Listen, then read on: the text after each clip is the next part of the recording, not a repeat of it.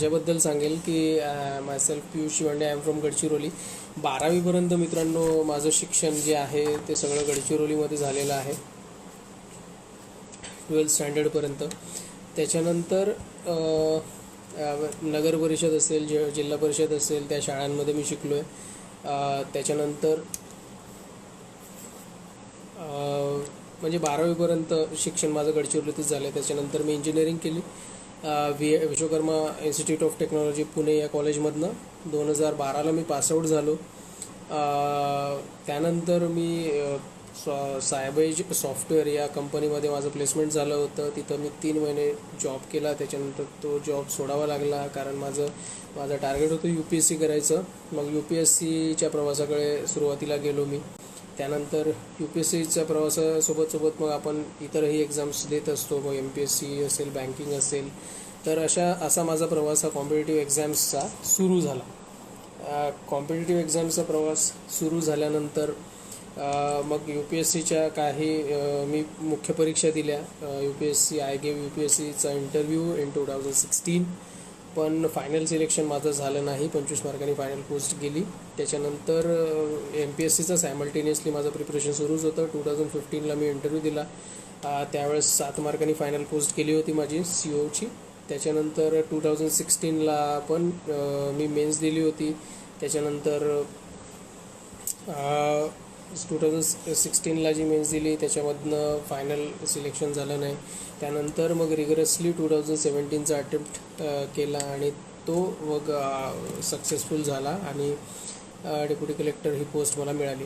So असाच माझा प्रवास होता.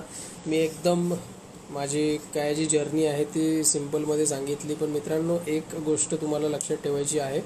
तर मी असं ऑब्झर्व केलं आहे माझी स्टोरी सांगताना, एक तुम्ही 2-3 गोष्टी ऑब्झर्व केल्या असतील की I am from Gadchiroli.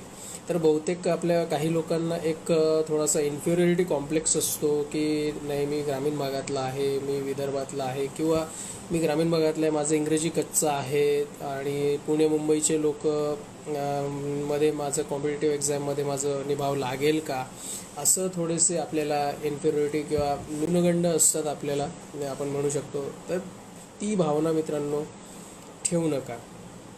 Okay, ती भावना ठेवू नका. कारण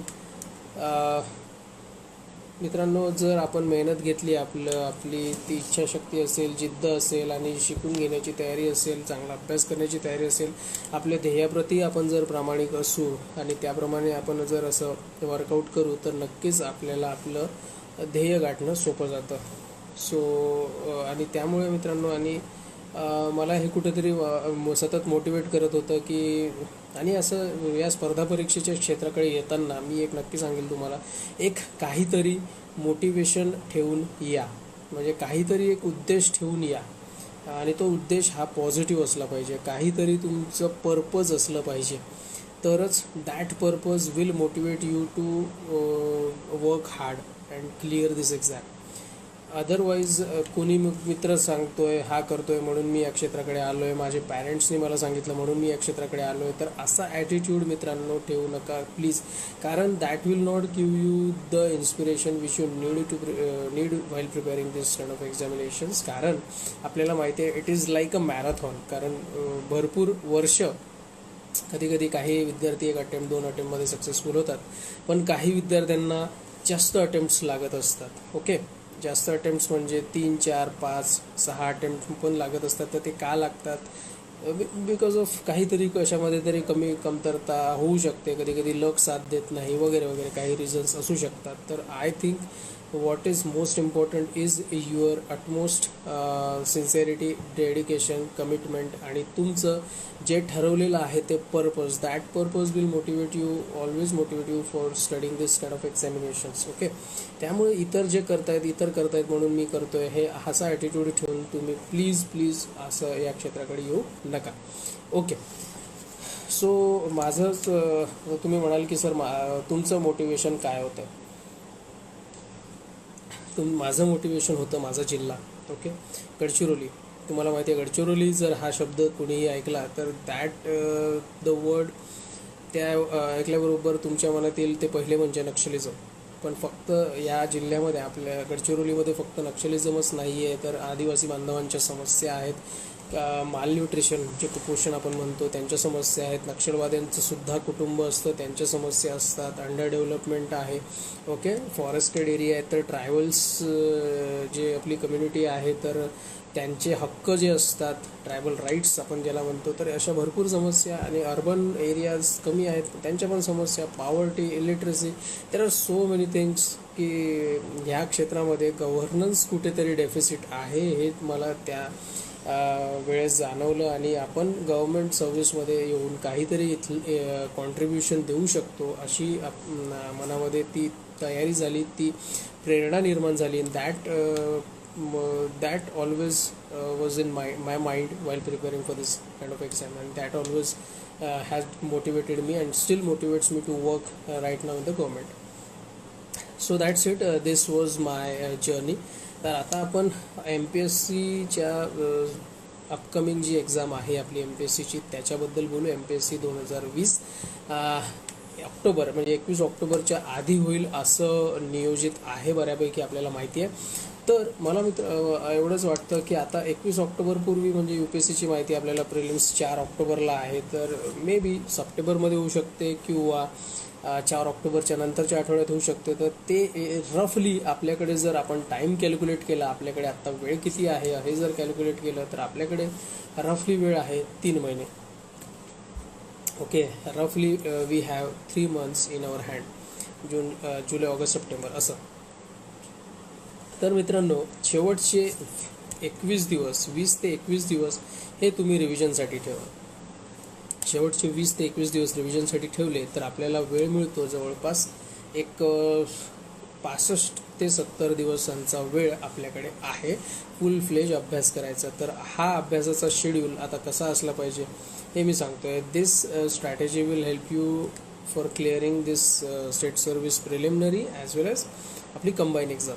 तर ही कंबाईनची जी परीक्षा आहे किंवा MPSCची राज्यसेवा, त्याच्यानंतर राज्यसेवेनंतरच कंबाईनची होईल, त्यामुळे तुमच्या मनात तो डाऊट असेल की सर कंबाईनची परीक्षा कधी होईल, तर ती राज्यसेवेनंतर होईल, आधी राज्यसेवा होणार. ओके, तर आत्ता जो तुमचा डेली शेड्यूल आहे मित्रांनो, आता तुम्हाला 2 महिन्याचा तरी टाईम टेबल तुम्हाला एक आपल्या वहीमध्ये बनवून ठेवावा लागेल, आणि त्या 2 महिन्याचा जो टाईम आहे, ॲक्च्युली इथं प्रिलिमिनरी असते, मेन्स असते आणि इंटरव्ह्यू असते, तर it is like a marathon. पण आपण जर पर दिवसाचं जर शेड्यूल हे जर केला तर पर डेचा जो आपला शेड्यूल असतं तर that schedule should be like a sprint, म्हणजे इट्स लाईक अ रेस. तुम्हाला जास्तीत जास्त पळावं लागतं, जास्तीत जास्त तुम्हाला अभ्यास करावा लागतो. ओके, कारण आता मित्रांनो तुम्हाला सगळ्यांनी आता गिअरअप करायला पाहिजे, जास्तीत जास्त तुम्ही मोटिवेट असायला पाहिजे, that there should be a purpose. कारण आतापर्यंत आपल्याला माहिती होतं की कोरोनामुळे काय एक्झामचं आपल्याला शेड्यूलच माहिती नव्हतं, पण आता एक आयोगाकडनं असेल, आपल्या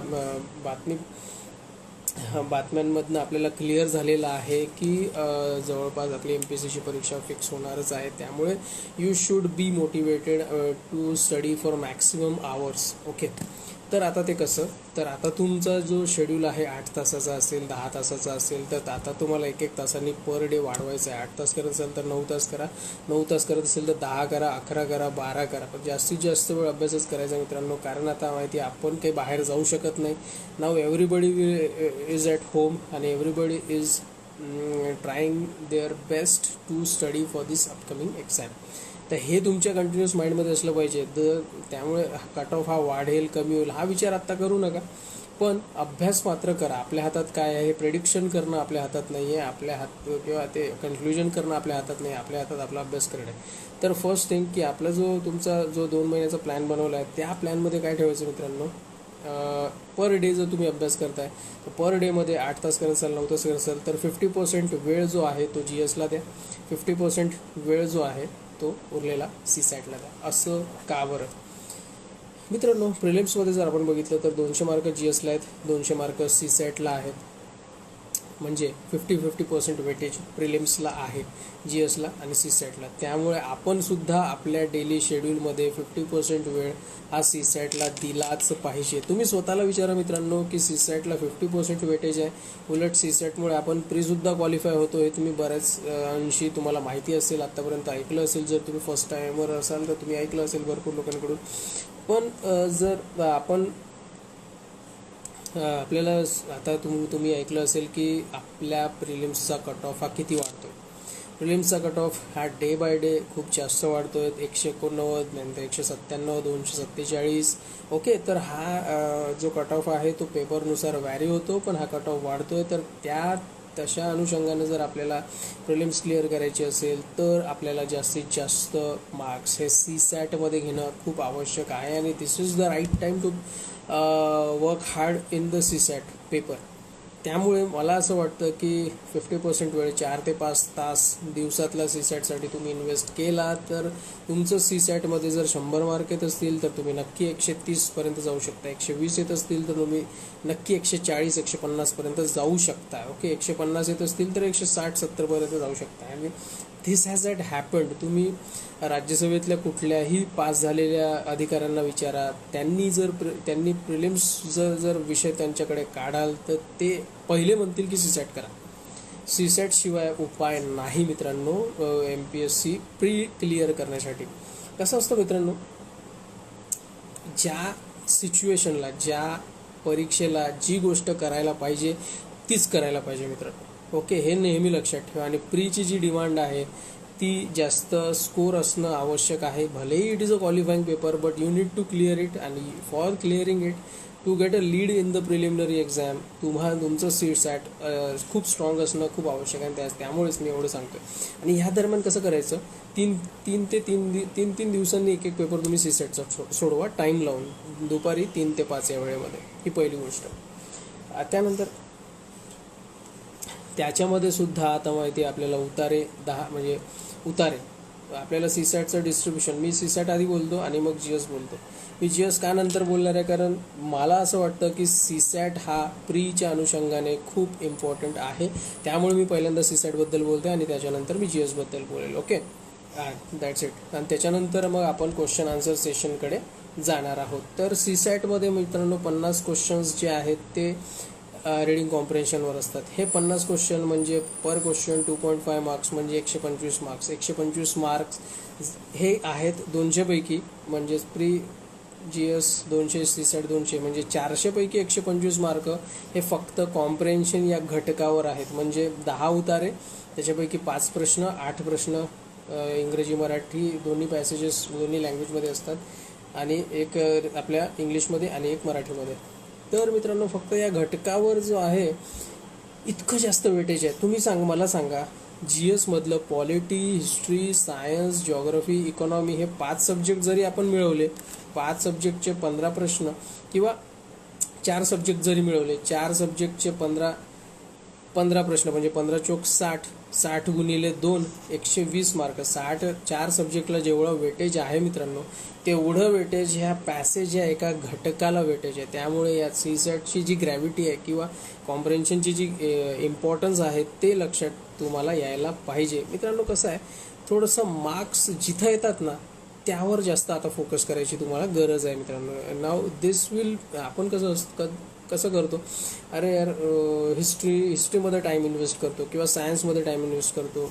तर मित्रांनो त्याच्यामध्ये टाईम इन्व्हेस्ट करा, पण तेवढंच करा की मेक शुअर की तुमचे जे बाकी स्कोरिंग सब्जेक्ट्स आहेत ते कव्हर झालेले आहेत आधी. ओके, आता हिस्ट्रीमध्ये काही एक सर्टन प्रश्न जे आहेत, 2-3 प्रश्न हे इतके आउट ऑफ द कंटेक्स्ट येतात. तसं सायन्सचे पण इतके आउट ऑफ द कंटेक्स्ट प्रश्न आपल्याला वाटतात की आपलं डोकं तिथे खराब होतं. तर मित्रांनो तिथे आपलं डोकं खराब झालं की मग त्याचा इम्पॅक्ट त्या 2 तासांमध्ये, त्या 2 तासाच्या पेपरमध्ये आपण उरलेल्या सोप्या आणि लॉजिकल प्रश्नांवर पाडतो. त्यामुळे होतात आपल्या सिली मिस्टेक्स. तर ते जर टाळायचं असेल तर तुम्हाला मित्रांनो थोडं काम आणि कंपोज, जसा धोनीचा टेम्परामेंट असतो, धोनी जसं काम आणि कॅप्टन कूलसारखा त्याचा परफॉर्मन्स असतो, त्या पद्धतीनं तुम्हाला तो परफॉर्मन्स तुम्हाला एक्झाममध्ये द्यायचा आहे. सो हे मला एवढं सांगायचं होतं की पॅसेजेसची जी महत्त्व आहे ते खूप जास्त आहे. त्यानंतर जे आहेत 5 प्रश्न जे आहेत ते डिसिजन मेकिंगचे असतात. हे तर प्रश्न काहीच नाही, म्हणजे हे 5 प्रश्न पण द्यायला निगेटिव्ह मार्किंग नसतं, याची पण प्रॅक्टिसनुसार तुम्हाला हे करायला लागेल. आणि उरलेले जे 25 प्रश्न आहेत ते क्वांटिटेटिव्ह ॲप्टिट्यूड आणि लॉजिकल रिझनिंगसाठी असतात. ते सुद्धा कसं मित्रांनो, जास्तीत जास्त त्याला प्रॅक्टिस लागेल. आणि ते पण तुम्ही प्रिव्हियसचे 5-6 वर्षांचे प्रश्नपत्रिका आहेत ते जर तुम्ही काढले, त्याचे जर टॉपिक्स बघितले, they are like repetitive topics in every year. जसं की कोणते टॉपिक्स आहेत, म्हणजे 10-15 टॉपिक्स आहेत, त्याच्यावरच प्रश्न रिपीट होतात. तर कोणते टॉपिक आहेत ते, for example simple interest, compound interest, speed, time, distance, work and time, आपलं ते आकृत्या असेल, सिटिंग अरेंजमेंट असेल, ब्लड रिलेशन असेल, इनपुट आउटपुट असेल, कोडिंग डिकोडिंग असेल. ओके, म्हणजे गटातनं बसणारी आकृती असेल किंवा कम्प्लीट करणारी आकृती असेल, नंबर सिरीज असेल, तर मग त्रिकोण दिला आहे त्याच्यामधले त्रिकोण किती ते मोजा, असं वगैरे. ते हे पर्टिक्युलर किंवा speed, time, distance, work and time, profit loss, percentage, तर हे 15-20 टॉपिकच्या बाहेर तुम्हाला प्रश्न सापडणार नाही मित्रांनो. तर याची जास्तीत जास्त तुम्ही जर प्रॅक्टिस केली, याच्यात एकेका टॉपिकवर तुम्ही 50-50 प्रश्न सोडवले, तर त्याचे सगळे अँगल्स कव्हर होतात.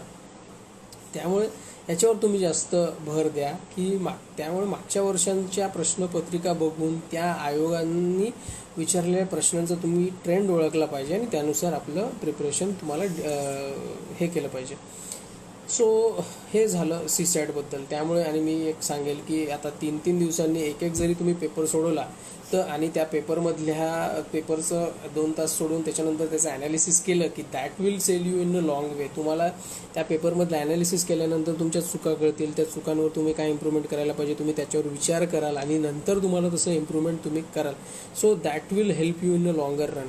ओके, त्यामुळे हे तुम्ही कराच मित्रांनो. आता थोडंसं कम्फर्ट झोनच्या बाहेर निघा. This is the time to get out of the comfort zone. आपण आता लॉकडाऊनमध्ये बरंच कम्फर्टमध्ये राहिलेलो आहे. Now move out of your comfort zone आणि एक ठरवून टाका, मला आता येणारी आयोगाची प्रिलिमिनरी एक्झाम ही मॅक्सिमम लीड घेऊन पास व्हायचं आहे. मला टेन्शनच नाही पाहिजे फर्स्ट आन्सर की आणि सेकंड आन्सर कीचं. ओके, म्हणजे एकदाच लीड घेतलं की तुम्ही निश्चिंत होता एक डेडिकेटेडली एक मेन्सवर फोकस करण्यासाठी. So that attitude is very important for the preparation of mains exam. त्याच्यानंतर आपण वळूया आता प्रिलिम्सकडे मित्रांनो. मी आता काही सब्जेक्ट सांगतो त्याच्यावर फोकस करा म्हणजे करा. फर्स्ट सब्जेक्ट की जो आपल्याला हमखास आउटपुट देतो तो म्हणजे पॉलिटी, त्याच्यानंतर इकॉनॉमी, त्याच्यानंतर जिओग्राफी. ओके, त्याच्यानंतर एन्व्हायरमेंट. हे मित्रांनो असे सब्जेक्ट्स आहेत की जे आपल्याला हमखास आउटपुट देतात. कमी आउटपुट देणारे सब्जेक्ट कोणते आहेत? पहिलं आहे सायन्स.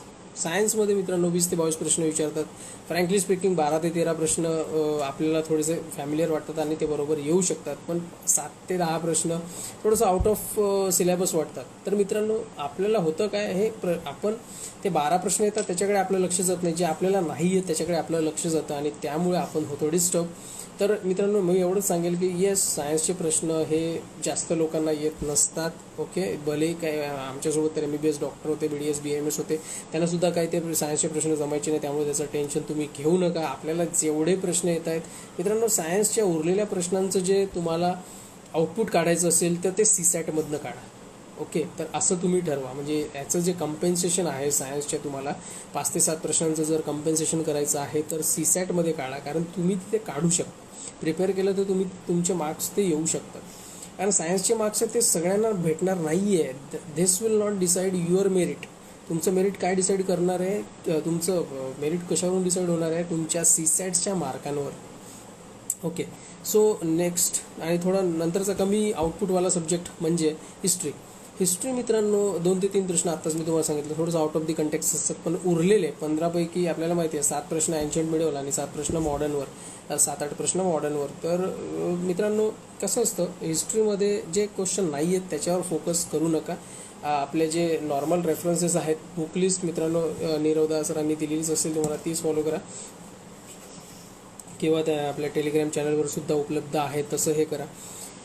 त्याच्यानंतर हिस्ट्रीसाठी जास्त फोकस आपल्याला मॉडर्नवर द्यायचा आहे आणि आपल्या स्टेट बोर्डवर द्यायचं आहे. स्टेट बोर्ड जास्तीत जास्त. जिओग्राफीमध्ये सुद्धा तसंच. ओके, स्टेट बोर्ड आणि हे केलं तर तुम्हाला जास्त काही लोड राहणार नाही and that will be easy thing. तर ह्या गोष्टी, हा ॲटिट्यूड खूप महत्त्वाचा आहे मित्रांनो. पण तुमचं स्कोरिंग सब्जेक्ट्स आहेत पॉलिटी, इकॉनॉमी, जॉग्राफी, एन्व्हायरमेंट, ह्या सब्जेक्टमध्ये तुमचे जास्तीत जास्त मार्क आले पाहिजे आणि कमीत कमी चुकले पाहिजेत. ओके, म्हणजे याच्यामध्येच तुमचे 5-6 प्रत्येक सब्जेक्टमध्ये चुकतायत तर मग असं होणार नाही. तुमचे 5-6 कुठं सायन्स किंवा जर हिस्ट्रीमध्ये चुकत असतील तर दॅट इज ॲक्सेप्टेबल. पण सायन्स आणि हिस्ट्री सोडून जर तुमचे पॉलिटीमध्ये 5-6 चुकतायत, जॉग्रफीमध्ये 5-6 चुकतायत, तर धिस इज नॉट ॲक्सेप्टेबल. जर तुमचे एवढे प्रश्न पॉलिटी आणि इकॉनॉमी असेल, जॉग्रफी असेल, या सब्जेक्ट्समध्ये चुकत असतील तर you are moving out of the competition. Okay, science आणि हिस्ट्रीमध्ये चुकले तर तुम्ही आउट ऑफ दी कॉम्पिटिशन ते जात नाही, कारण बहुतांशी 90% लोकांचे त्यामध्ये प्रश्न ते थोडेफार चुकत असतात, 5-6 प्रश्न. आणि जर provided you have to compensate this questions in the CSAT paper, तर सीसॅटमध्ये मग त्याचं कम्पेन्सेशन तुम्हाला करावं लागेल. कारण मित्रांनो, आपल्याला माहिती आहे आपल्याला 400पैकी 400 मार्क घ्यायचे नाहीत, आपल्याला 400पैकी 250 किंवा 270, 280 असं टार्गेट ठेवावं लागेल. जर तुम्हाला टार्गेट, बहुतांश विद्यार्थी मला विचारतात की सर राज्यसेवेचं प्रिलिमचं मी टार्गेट किती ठेवू, किती मार्क आले की, म्हणजे असं नाही आपल्याला सांगतात ते. That depends on paper ultimately. But मला टार्गेट ठेवायचंच असेल तर 270, 280 एवढं ठेवा, म्हणजे जास्त टार्गेट ठेवा, सो दॅट तेवढं टार्गेट अचीव करायला तुम्ही जास्त मेहनत घ्या. So that's it.